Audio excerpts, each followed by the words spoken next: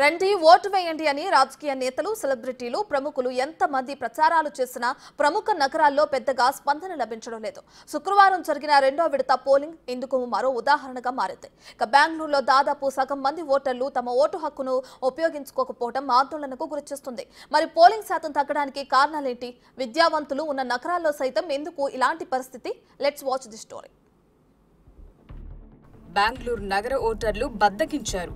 శుక్రవారం జరిగిన రెండో విడత ఎన్నికల ప్రక్రియలు నగర ఓటర్లు అనాసక్తి ప్రదర్శించారు. సగం మంది బెంగళూరు ఓటర్లు ఓటు వేయటానికి రాలేదు. కర్ణాటకలోని 14 ఎంపీ స్థానాలకు నిన్న ఎన్నికలు జరగ్గా 69.23 పోలింగ్ నమోదైనట్లు ఎన్నికల సంఘం వెల్లడించింది. అయితే బెంగళూరు సెంట్రల్లో 52.81%, బెంగళూరు నార్త్ లో 54.42%, బెంగళూరు సౌత్ లో 53.15% పోలింగ్ నమోదైంది. 2019 లోక్సభ ఎన్నికల్లో ఇదే బెంగళూరు సెంట్రల్ 54.32%, బెంగళూరు నార్త్ లో 54.76%, బెంగళూరు సౌత్ లో 53.70% పోలింగ్ నమోదైంది. అంటే గతంతో పోల్చుకుంటే ఈసారి ఇంకా తక్కువ పోలింగ్ శాతం నమోదైనట్టు. పైగా ప్రతిసారి ఇదే పరిస్థితులు కనిపిస్తున్నాయి. మరోవైపు ఎన్నికల్లో అతి తక్కువ ఓటింగ్ శాతం నమోదు కావటంపై విమర్శలు వెల్లువెత్తుతున్నాయి. విద్యావంతులు ఎక్కువగా ఉండే బెంగళూరు వంటి నగరంలో ఇలా పోలింగ్ కి దూరంగా ఉండటం ఏంటనే ప్రశ్నలు వినిపిస్తున్నాయి.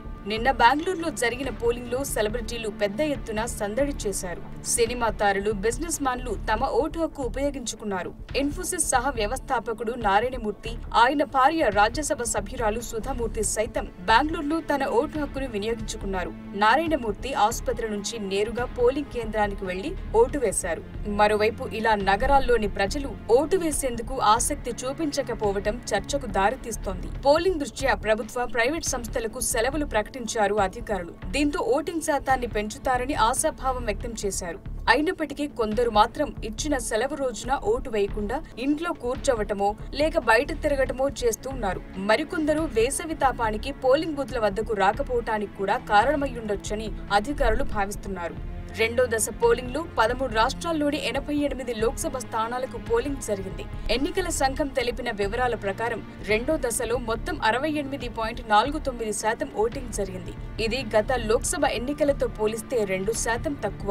పోలింగ్ శాతం తక్కువగా నమోదు కావటం రాజకీయ పార్టీల్లో ఆందోళన రేకెత్తిస్తోంది. పోలింగ్ శాతాలను రాష్ట్రాల వారీగా పరిశీలిస్తే రెండవ దశలో త్రిపురలో గరిష్టంగా 78.63% ఓటింగ్ జరిగింది. కానీ గత 2019 ఎన్నికల్లో త్రిపురలో 82.9% పోలింగ్ జరిగింది. మహారాష్ట్ర, బీహార్, ఉత్తరప్రదేశ్ లో అత్యల్పంగా 54% ఓటింగ్ నమోదైంది. అసోంలో 70.68% ఓటర్లు తమ ఓటు హక్కు వినియోగించుకున్నారు. ఛత్తీస్గఢ్ లో 73.05% ఓటింగ్ నమోదైంది. జమ్మూ కాశ్మీర్ లో 71.63% ఓటర్లు ఓటు వేశారు. ఇక గత 2019 ఎన్నికల్లో కేరళలో 78% ఓటింగ్ నమోదు కాగా నిన్న జరిగిన ఎన్నికల్లో 65.28% ఓటింగ్ జరిగింది.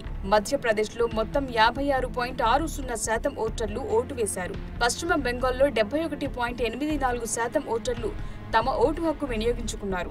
గత ఎన్నికల్లో 68% ఓటింగ్ నమోదైన రాజస్థాన్ లో ఈసారి 63.74% పోలింగ్ నమోదైంది. మణిపూర్ లో 77.18% ఓటర్లు ఓటు వేశారు. ఇక చివరగా మధ్యప్రదేశ్ లోని రేవా స్థానంలో 45.9% ఓటింగ్ జరిగింది.